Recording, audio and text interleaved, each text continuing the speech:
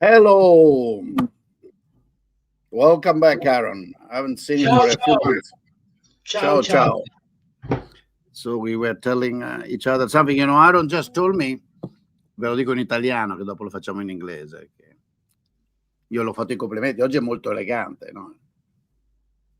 Un signore, a gentleman. And he told me that Italians have questa usuale fama per essere sempre ben vestiti, cosa che io contraddico.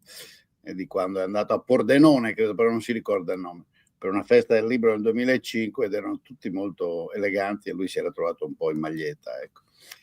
So, well, let's go to English, otherwise we exclude our guest, and that would not be polite. It would be very Italian, but it would not be very polite. Allora, tutti pronti? Allora, this morning I was looking at the news. A long, terrible line of Palestinians, one next to the other, walking north near the Mediterranean Sea on a stretch of road the Israeli government has allowed them to use to go to North Gaza. Trump says, clean it up. So what's your take? You said I had suggested initially, let's talk about the West Bank. He said, let's focus on Gaza first. So let's listen to Ahron. So yes, the Israelis during the war forced them out.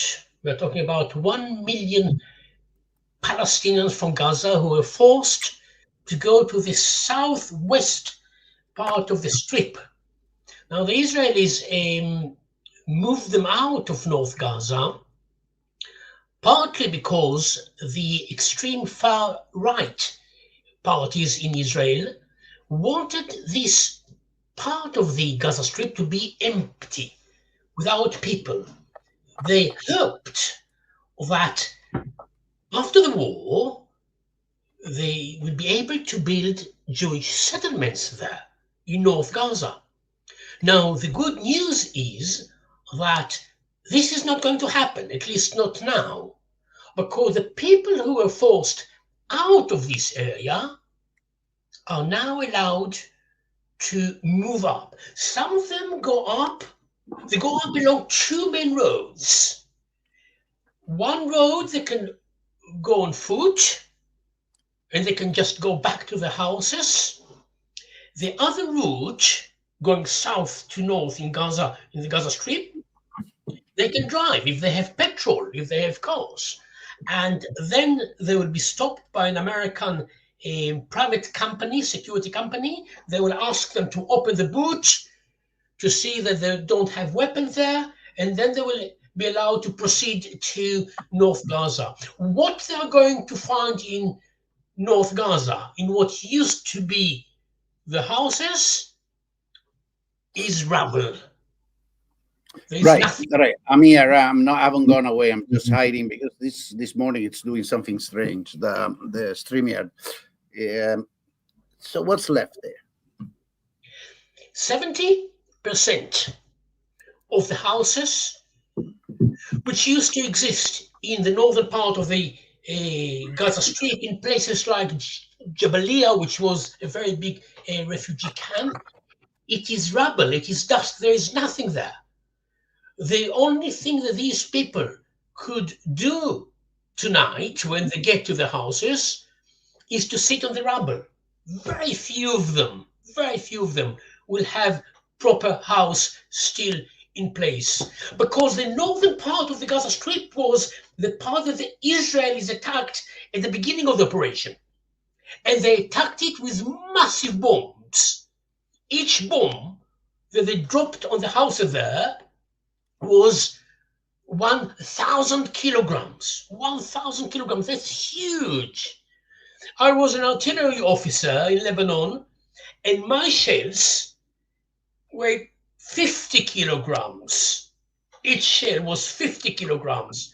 And on the northern Gaza Strip, the Israelis dropped from the air bombs of 1,000 kilograms, and they flattened the area. So most of it is destroyed. So what are they going to do back there? If I understand, it's following very well. So there are a number of questions. One is more strategic, which is why is that the religious and more extreme groups have this idea of colonizing, as they say, occupy and expropriate would be a better word, the land north of Gaza, and how related is this to the territories of the more or less mythical kingdom that extended over all that area. I mean, what is their view? This idea that some territories belong to Israel because of some ownership that dates way back in the past. So that's one question, the political one. I mean, how big is the pressure within Israel? I suppose this brings us to the West Bank to really occupy this territory and expropriate them for good. And the other is instead more practical. This is going to be again United Nations refugee job because there is nobody else that can help these guys. Or is there some other international organization that can come in? Are the Saudi Arabian putting something in? You cannot have 1 million people going back and living on rubbles. Beside the fact that this is perfect breeding ground for violence and what eventually will be called terrorism, but it's just sheer violence of desperates. I mean, what's the plan? You can't, sending back a number of people like that to nothing seems crazy. Oh, what happened? Is that me or is that Ahron? Yeah. Is it me or you? Oh, here we are. We are back. All right, we got a moment in which I didn't see you. You probably didn't see me. Okay, go back. You heard me, right? Yeah, I can hear you. Yeah, I can hear you. All right, you heard the question. Yeah, I did. Yeah, about the first question, the Gaza Strip is not as important as the West Bank for these far-right people, but it is still important for them. They are a minority in Israel.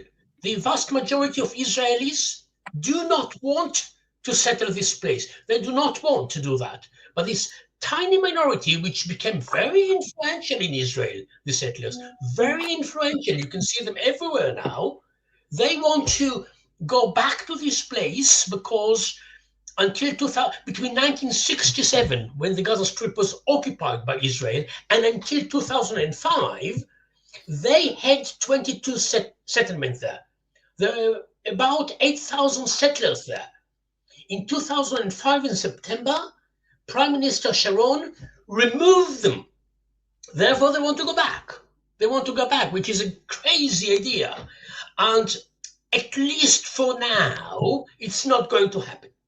Now, about your second question, there are still negotiations about what will happen in Gaza after the war. So phase one of the negotiations is over, and some of the hostages are released or were released, and they will continue to be released on Thursdays and Saturday.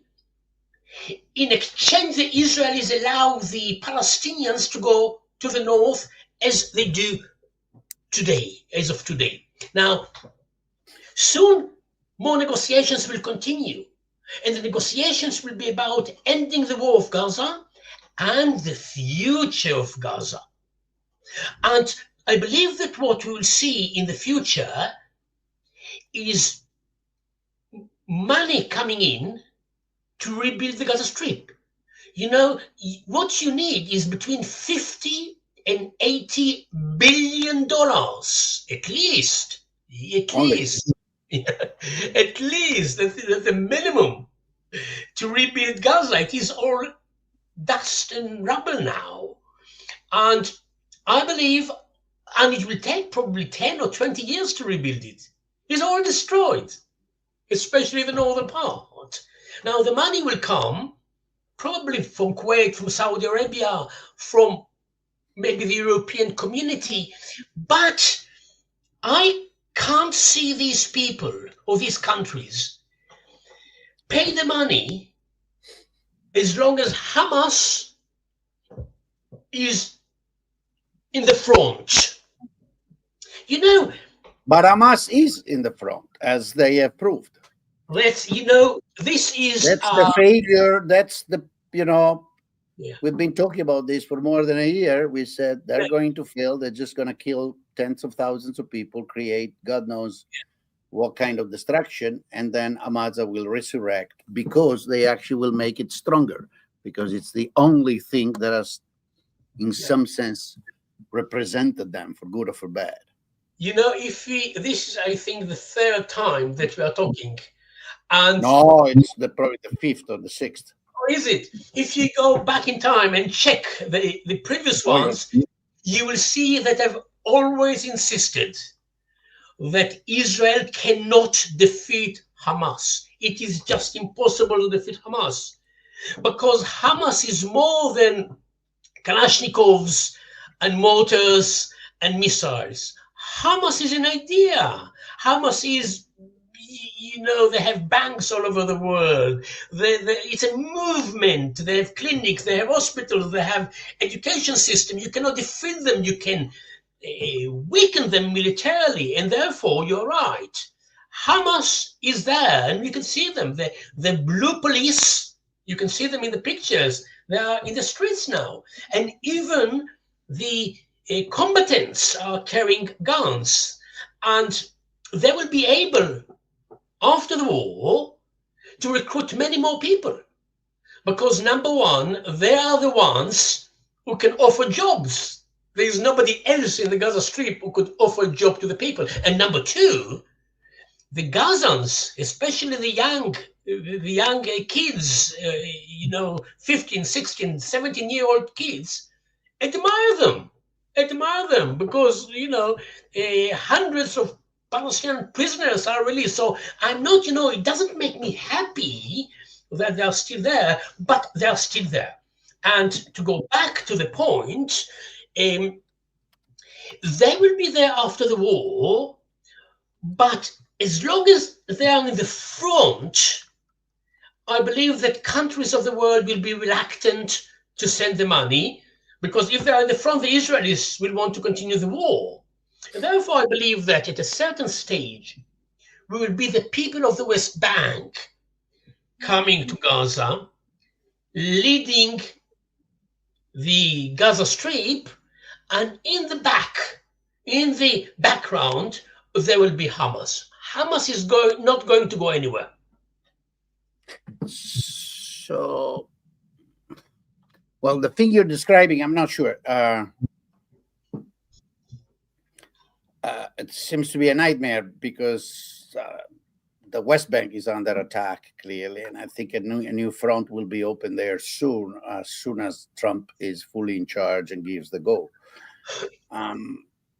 So it seems that, again, that the plan is the one that pushes towards some crazy form of expulsion that will never happen, but if it happens, it's a disaster. But how, in the meanwhile, these people have to survive. You say the big investment will not come, and it's probably the case. But what's the Israeli strategy? If you create a situation in which the only possible organized political military force there is Hamas, I don't know, I'm almost speechless, because it seems insane. You're creating a situation in which you have a continuous warfare over and over and over, because there will never be reconstruction. Whoever is in the Palestinian war, they may have different political, different religious attitude, and Hamas will not stick its head out. Resentment will keep brewing, and the more resentment there is, the more there is appeal. Obviously, it's so obvious, all this, for the most extreme form of violence, for suicidal politics, for just immolating yourself out of sheer desire for vendetta, vengeance. Go inside the Israeli debate that you know better than me. What are they thinking strategically? What do they want, other than being fascinated by vendetta and I'm powerful, I can destroy anything, and I will build Great Israel, I mean, which is an insanity. I mean, who's thinking strategically will be the rationality in that political environment? Nobody. No, Nobody. come on. There is no, if you look, if you go back, after the 7th of October attack, terrible attack by Hamas, the government said to the military, we want you to do two things. Number one, to topple, to destroy Hamas. Number two, to return the hostages by force. Both objectives failed.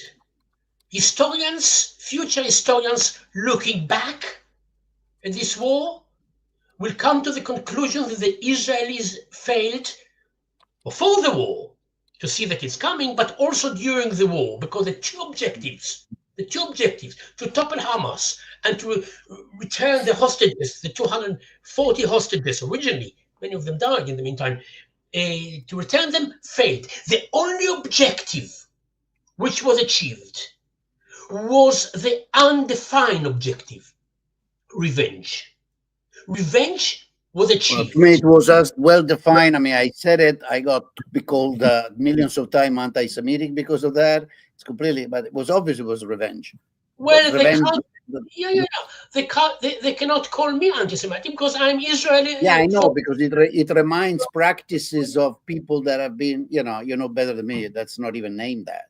But I'm very open about it. The only thing that the Israelis managed to achieve, quote unquote, is revenge. And they were able to do it with the help of Biden, of all of people, with the help of Biden. So Israel and the United States managed to, if I have to translate this word, revenge, to a war studies, because I teach war studies word, I would say that the Israelis managed to achieve deterrence, because, the neighbors are afraid now of these, people who could turn Gaza into rubble. And therefore, back to your question, there was no strategy. And this is one of the reasons why Hamas is still in power in the Gaza Strip, even after 15 months of war and after Gaza was turned into rubble and dust. You see, the only way the Israelis could have toppled Hamas was to offer an alternative.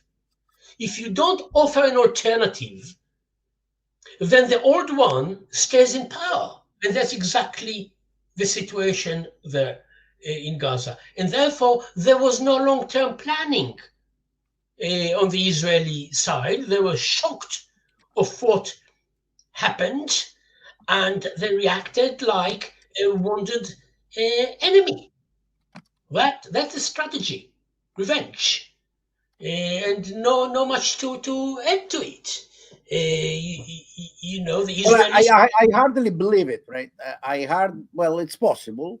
It's absolutely possible, but I hardly believe that a civil society, at the end, as sophisticated as the Israeli one, is completely and only overtaken by rage and vendetta and hatred and things that the strategy will be, let's keep treating them as beasts. Eventually they will crack, even if that seems to be the solution that has been taken. Okay, there is nobody saying anything other than that, not even in the left or whatever. It is important to add something else, of that the public, the Israeli public, supported it. In other words, supported the objective, which were to topple Hamas, to bring the hostages and the revenge. Because what you and I saw on television was not shown in Israel. The destruction in Gaza. Yeah, I know. Aretz keeps saying that, but I can't believe the Israelis are so dumb but not to realize what's going on. Look. There's a difference between knowing about what's happening in the Gaza Strip and seeing it. I watch every day when we finish our chat in about half an hour, 40 minutes, I'll turn on Israeli television. I watch 2 Israeli channels and I watch Al Jazeera. And the Israeli channels, they don't see Gaza. It's all about stories of, brave Israeli soldiers doing this and that. And they don't see even what's happening. So the burning of villages in the West Bank, neither. They have no idea. They have no idea. There is, and it's interesting, it is not censorship which is imposed on television editors, but it is self. People like me, who say openly, honestly what's going on, who say, for example, that Hamas is still standing, they are not invited to talk on television. It is only those who support the line, the Israeli line, the official line, who are on Israeli television. And people like me are on Al Jazeera and on, BBC, French 24, but will never be asked to talk on Israeli television because we will not follow the Israeli line.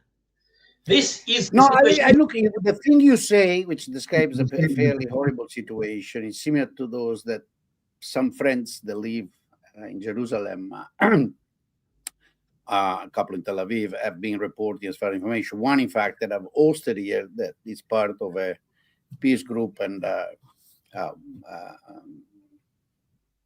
goes supporting the Palestinians, collecting their olives and their fruits to protect them from the Israeli terrorists that attack them, is even scared for his own safety, even if he's a long-standing Israeli citizen.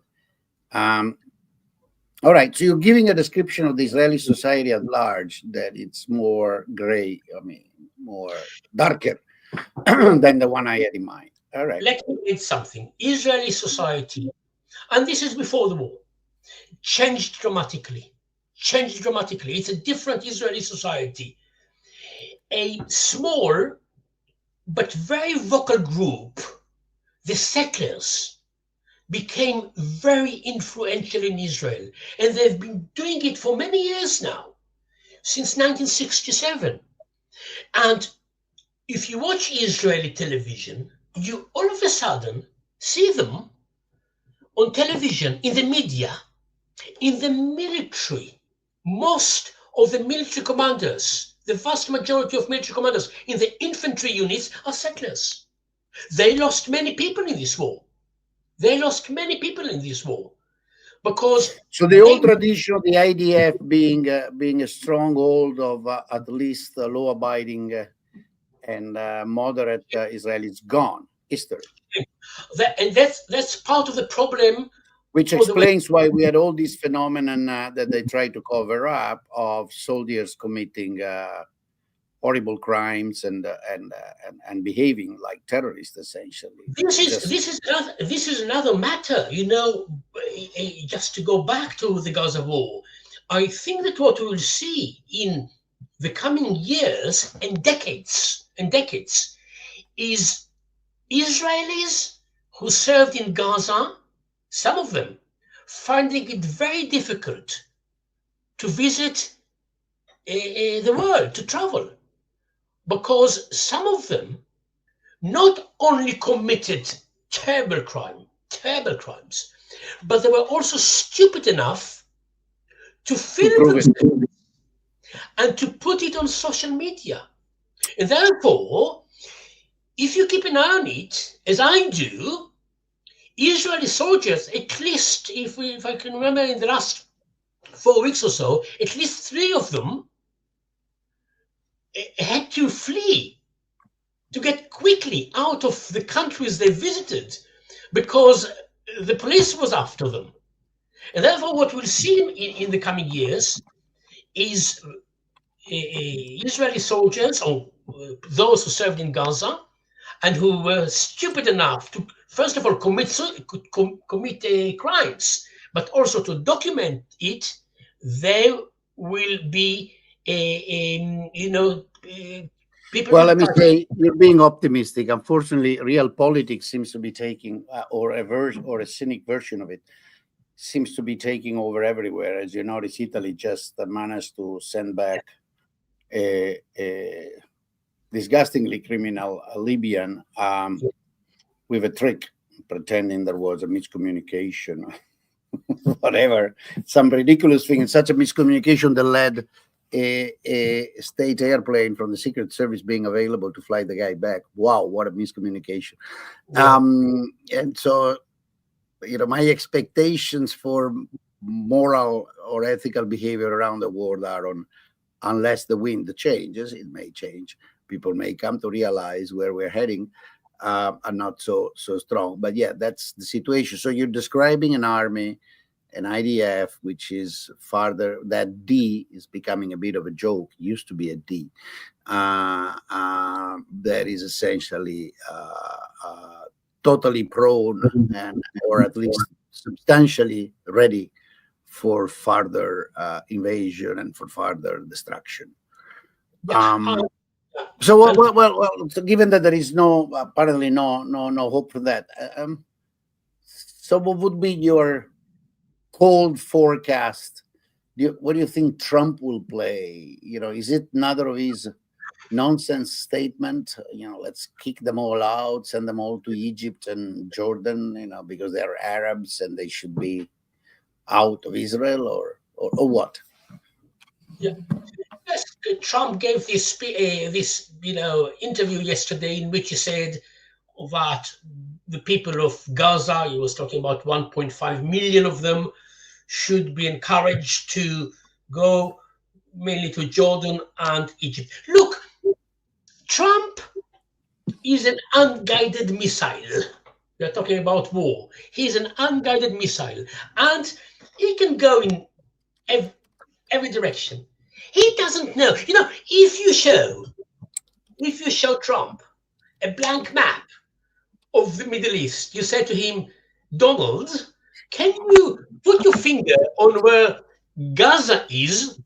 I doubt he will be able to. I think you show Trump a blank map of the United States of America, he would have a hard time putting St. Louis where it is. Yeah. But so anyhow.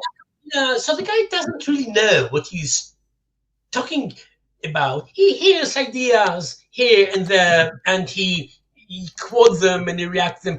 But I don't want to underestimate him. I don't want. You look at me and you can see immediately that I'm not a fan. I'm not a Trump supporter. But look, even before coming to power, before he entered the White House, he said to Netanyahu, if you don't do the deal with the Palestinians, with Hamas, all hell will break loose, or something like that. The Israelis thought, this is funny. The Israeli thought that he was talking about Hamas. He was talking about Netanyahu. All of a sudden, Netanyahu agreed to the deal with Hamas. And therefore, I know that it's, people expected Trump to be on Netanyahu's side, on Israel's side from the beginning. But it is only because of Trump that the Israelis, Netanyahu agreed to sign. So you're convinced, but that means also that it will fall apart anytime soon, that Netanyahu will use any excuse to restart God knows what. I'm sure, not 90%, I'm sure 100% that the deal was signed only because Trump said to Netanyahu, you do it now. Because the deal, and that's the point, was on the table since May 2024. Biden, since May, and Blinken, since May 2024, have been working very hard trying to convince the parties, especially Netanyahu, to do the deal. But Netanyahu said, no, I need Philadelphia, I need this route, I need this. No, yes, he stopped it. He put obstacles. Came Trump and said, you will do it. And therefore, you know, I was negative about Trump, but with Trump, the deal was signed. Now, the big question, I'll come to your question about Gaza. The big question is whether, you know, the deal with Hamas, between Israel and Hamas, is 3 phases, and each one of them should be negotiated. Right. And it is between the phases that the parties can just decide not to proceed. Netanyahu might decide not to proceed because his far-right coalition partners do not want him to have the deal, to continue the deal, because the next phase is to end the war and to withdraw from the Gaza Strip. They don't want to continue. I trust Trump.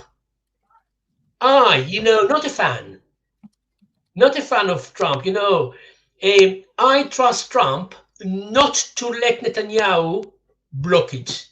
And when we meet next time, you and I, on this channel, you will have to tell me whether or not I was wrong. If I was wrong, I have a hat here and I will swallow the hat.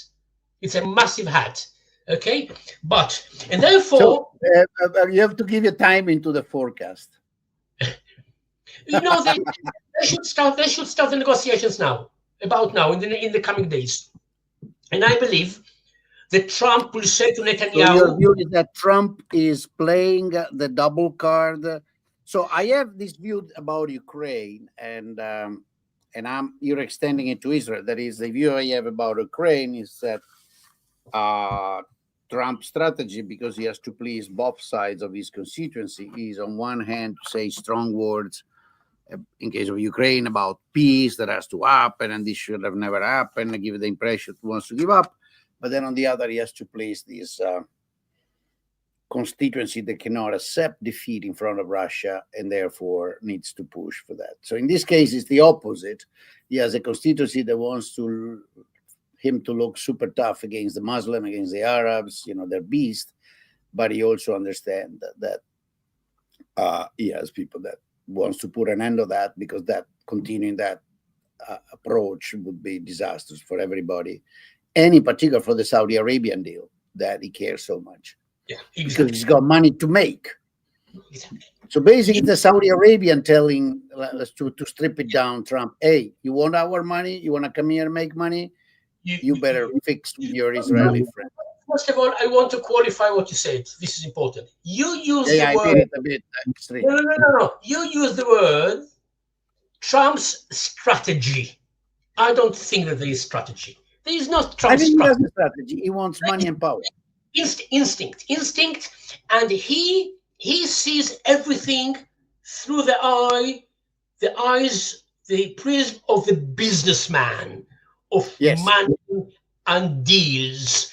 Now, I believe, just to finish the previous point, I believe that he will put pressure on Netanyahu to end the war in Gaza. He will say to him, number one, he will threaten him. He will say, I give you $3 billion a year. That's what the United States gives to Israel every year since 1974. $3 billion a year. Some of it in hardware, some of it in money. You should listen to me. And number two, he will say to Netanyahu, I can offer you a big deal with Saudi Arabia. I'll get the Nobel Prize, Trump, because if Obama got one, I should get one. And number two, I will deliver Saudi Arabia. I will make sure that you have normalization with Saudi Arabia. And this is how the war in Gaza will end, I think. And I think that Trump will put pressure to end the war in Gaza. Because what Trump, and this is interesting, if there is Trump's strategy, because I go back to your word, it is that wars should end. You should end war, you shouldn't start war. And not because of blood, he couldn't care less, but because of money. Yeah. You can't make good business if there is war. Yeah, of course. Wars cost money. we don't want war. That's Trump, if there is Trump strategy. So that's about Gaza. Now I will go back to what he said yesterday. He said Gaza should be emptied. The people of Gaza, 1.5 million, he mentioned there are 2.3 million, but never mind, he said 1.5 million should go to Jordan and to Egypt. Listen, this is not going to happen. Not in a million years. Not in a million years. And I have another hat here, and if it happens, I will swallow up the other hat. It cannot happen. No, it cannot happen. Because, number one, it's not Trump's idea. This is the idea of the far right in Israel, not even of the mainstream in Israel. This is the far right in Israel saying, we want Gaza empty, we want to build our settlement there. So Trump adopted an idea which was offered to him by the far right in Israel. Now, look, it's not going to happen because it cannot happen. Why it cannot happen? Because for something like that to happen, you need those, Jordan and Egypt, to say, yes, we agree. And Jordan and Egypt will never agree to that. For Jordan, this is the traditional nightmare. The Jordan will be regarded as Palestine. You will bring even more Palestinians to there. The vast majority of people in Jordan are Palestinians. So yeah, but I don't know Jordan. I mean, they don't seem to give a damn, or are they just scared of the Israel that has been? I mean, they seem to be fairly happy with their king dynasty and ways of governing. They're neither particularly dynamic economically or anything. It's essentially a very static country, but that seems to be.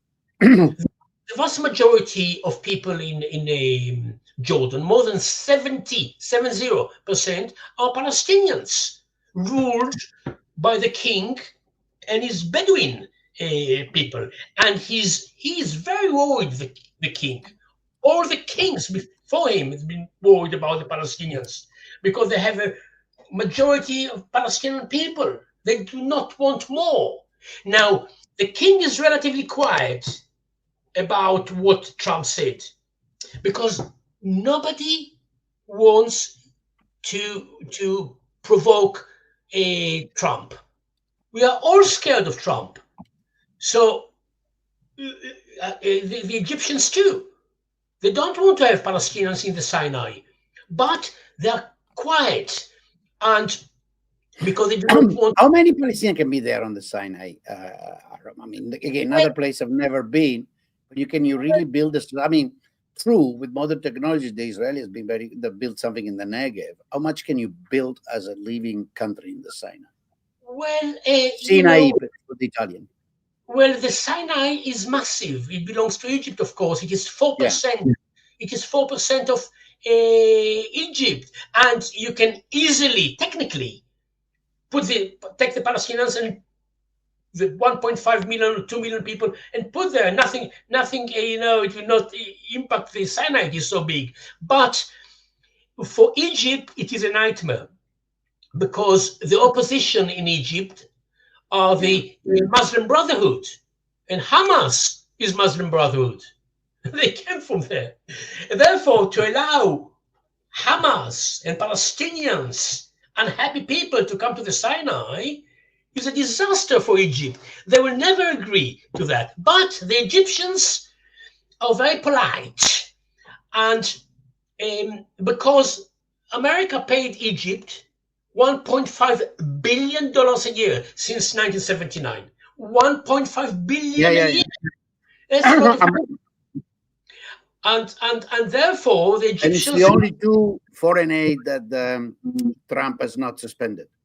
Exactly. And therefore I believe that what's going to happen, Sisi, the leader of Egypt, and King Abdullah, they will ask the Saudis to tell Trump, look, not a good idea. The Palestinians are not going to agree. We cannot have them, and Trump will just abandon it because it's a stupid idea. It's a stupid idea. He's not stupid. He will understand, and his people will tell him, it's not practical, and therefore he said that Trump says many things, and this is one of them. The right in Israel, the far right in Israel, they are very happy, but they will be disappointed. Well, I mean, the story you're saying is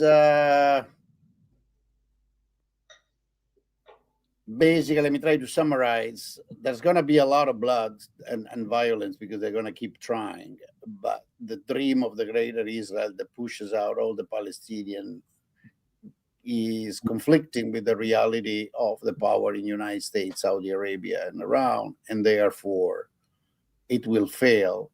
Yeah. And there will be some accommodation. I don't know if it's going to be Sinai. I doubt it very much that the current Egyptian junta, because let's not forget that there is a essentially authoritarian dictatorship in Egypt. It's not even remotely. Yeah. Democracy can afford 2 million or 2.5 million troublemakers, also because it would be a magnet. I mean, a Sinai given to Hamas, just right? Not going to happen. I think that practically what we are going to see in the Gaza Strip, practically, now to be practical and pragmatic, I think that the Gaza war, as we knew it in the last 15 months, is over. I think that it is over. As we knew it, big, bombardments. So we're going to go back to what? The sporadic bombardment. Yeah. This is a medium temperature. But short term, I think that it is over. There will be ups and downs. And the ceasefire will break, and they will recover. As for the people who don't have houses there, I think that the international community, or maybe Arab countries, will send their thousands of tents and prefabricated houses. It's like going back to 1967. And they will just put them there. Because you see, it's not just that there is rubble that you have to remove, but you also need, I'm just being very practical, you also need engineers, and not engineers, maybe engineers or architects to tell you where the houses were. To demarcate the bombs are. Yeah, it's okay. Let's in closing. You have avoided me on the West Bank. I am of the opinion they want to take over the West Bank more, and they actually are happy if a bit of Hamas pops out in the West Bank. There's going to be a replica of what happened way back in 2007, almost 20 years ago. Okay, the ANP, which is a corrupt, weak, and inconsequential political organization, will be wiped out. And then again, the Israel will have to face, will have the ability of saying, well, look, there are the terrorists here. We need to proceed. So I think that the big picture is that if I link it to what I just said, the war in Gaza as we knew it is over, and it shifted to the West Bank. Yeah, it's such a pity. Why do we agree without talking to each other? I want to disagree because I need to create a debate. That's the new front. That's the new front. And last week. And there are no hostages there, right? The only hostages are the Palestinians, farmers. Yeah. And last week, the Israelis operated in a place called Jenin in the northern Gaza, West Bank. And today, just before I clicked, I connected to your channel, I looked at the news, and the news were the Israelis are now operating in Tul Karim. Tul Karim. They've just moved to another city, and therefore. What is Tulkarem? I don't know Tulkarem. Just a little bit southwest of Jenin. Tulkarem. Tulkarem. I know the place very well. And I'm sure you do. I don't. and what we are going to see in the future is Israeli operations, Israeli invasions, Israeli attacks on the West Bank. Yeah. Now, there are two reasons for that. There is a military. Tulkarem is Tulkarm in English. Yeah, could be, yeah. All right. Yeah. So, two reasons why the Israelis operate in the West Bank. One reason is boring. The other reason is interesting. The boring reason why the Israelis operate on the West Bank militarily is that they want to stop another 7th of October style attack on them coming from the West Bank. But the interesting reason why they're operating in the West Bank is that this is Netanyahu's prize to the far right. This is Netanyahu's prize. Samaria, right? That's what they want. Present he is giving to the far right, because, and it is linked to Gaza, you see. Yeah. You can't get that, you will get this. This is religiously more important. Your mic has gone. I can't. Is that me? Hold on a second. I think there is a. Scusate, forse c'è una caduta di rete perché gli è partito prima il microfono e si è fermato lui, o sono io? Qualcuno mi dice che se siamo, chi dei due è quello assente in questo momento? Can you see me now? I can see you now. No, I can see and hear you. So this is the prize. Can you hear me? Perfectly. Now it's back. There was a small. This is the present to the settlers. Netanyahu understands that Trump will tell him to end the Gaza war. If Netanyahu ends the Gaza war, the far right will abandon the coalition. And therefore, Netanyahu wants to be in a position where he could say to his settlers, far right coalition partners, look, I'll be nice to you on the West Bank. I will invade, I'll put checkpoints, and I'll do this and that. And you stay in the coalition, even though the Gaza war is over. These are the two reasons why Israel operates in the West Bank. Military, because of military issues, but mainly because this is a political prize Netanyahu is giving to the settlers. No, I agree, but I always said that the true prize is the West Bank, because I follow an argument that says there is a mythical religious view behind the action of modern Zionism, which was also there from the origin in part of the Zionism, part instead was free from this religious obsession, was more a self-defense move. But this one has taken over, and so obviously that's where Samaria is, that's where the kingdom was, and that has to belong to. It's also in some sense more valuable economically, but that I think is secondary. Well, what a wonderful picture. And in all this, just to close, do you think the Europeans will ever say that thing which concerns them, should concern them infinitely more than the Americans?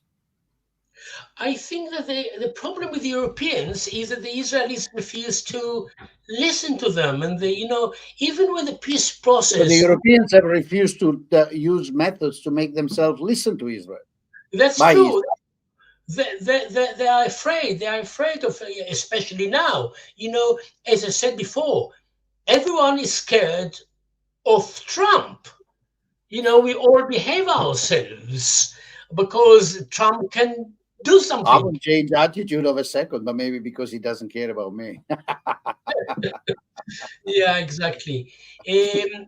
But I think that the bottom line is that our eyes should be on the West Bank now, because this is a big front, and the Palestinians there are about 3 million Palestinians there, 3 million Palestinians on the West Bank, and 450,000 settlers.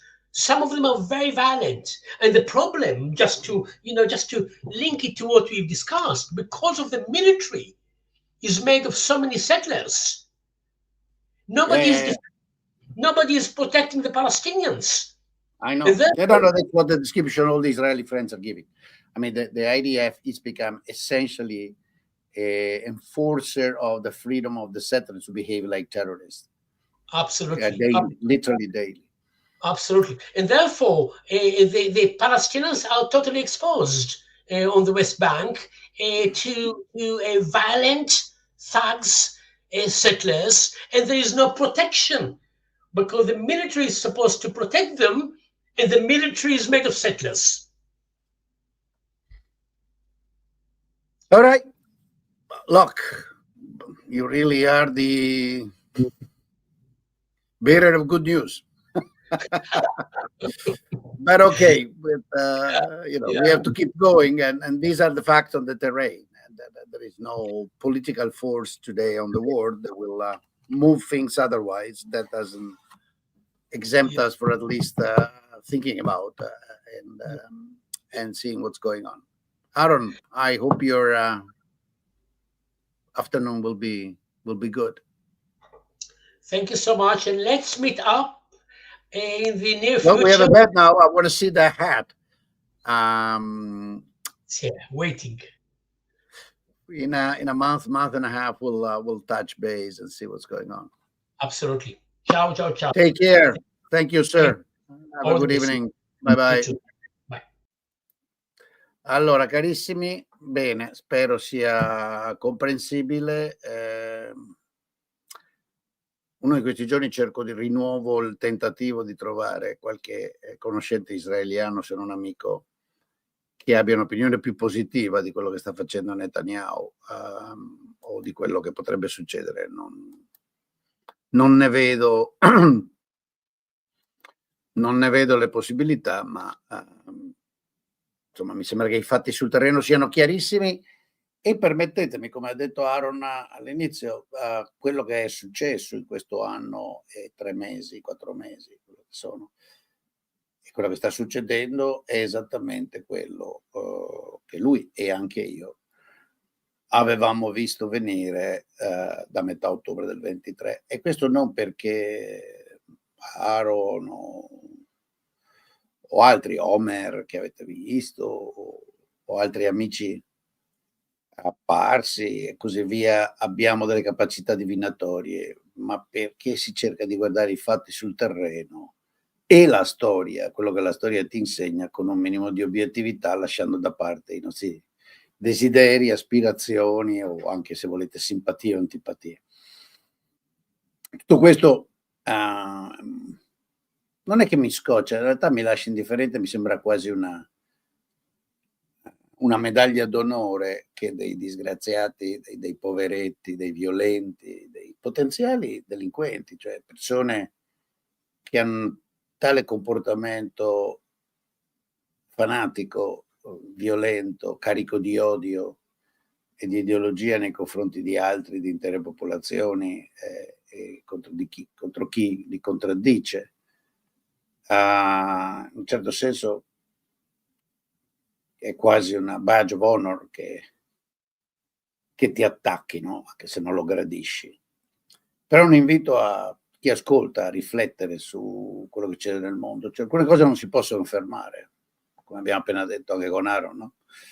Il gioco sull'olio, sugli interessi strategici degli Stati Uniti, l'incapacità europea di esercitare i propri in quella zona, la convinzione ormai di una parte grossa della società israeliana che occorre farli fuori tutti, la oramai disperata convinzione dei palestinesi che tutti li odiano, che quindi tanto vale commettere violenze, vendicarsi, insomma, i fatti obiettivi che la storia ha piantato sul terreno non lasciano sperare. Non lasciano sperare molto. Però questo non toglie che si possa giudicare, si possa analizzare e si possa anche auspicare che il vento cambi, perché i venti di questo tipo poi nei decenni costruiscono disastri ancora maggiori. Al di là, se volete, essere cinici della necessità, io credo, morale di ognuno di noi, di provare a vivere in un mondo in cui almeno non si tollerano queste efferatezze. Ma evidentemente no, evidentemente alcuni anche in Italia sono così cari, e anche dentro, mi dispiace tantissimo, la comunità ebraica sono purtroppo così carichi di odio religioso e fanatismo che invece pensano sia il caso di gioire. Ai poveri stupidi, siano essi barbieri, finanzieri, pizzicagnoli o notai, che in questa pantano, in questa fogna ci sguazzano, posso solo esprimere la mia profonda compassione e disprezzo. Compassione e disprezzo. Basta. Grazie, andiamo avanti, continuiamo a ragionare e magari cercheremo, se ho un attimo di tempo, qualche altro collega o amico in giro per il mondo per dare un'occhiata alla situazione. Bon, mettete i soliti like, eccetera, eccetera, per far girare. Vi ringrazio e ci vediamo, credo, oggi c'ho una giornata intensa, se non sbaglio. Adesso devo andare a far lezione, ma credo di avere in programma una cosa alle 9 stasera per gli abbonati. Anzi, un bel paper di 3 colleghi italiani che testa un'antica ipotesi, cioè che tutta una serie di lavori pubblici siano stati fatti per compiacere clientelismi politici locali, e questo ha avuto degli effetti e sarà interessante ragionare sull'argomento. Per abbonati a Barone de Blasio Gentili, se non sbaglio, io, come sapete con i nomi, Gentili, sì, i 3 autori, alle 9 stasera. Grazie a tutti, vado a insegnare monetary policy agli studenti di Wushu. Ciao ciao.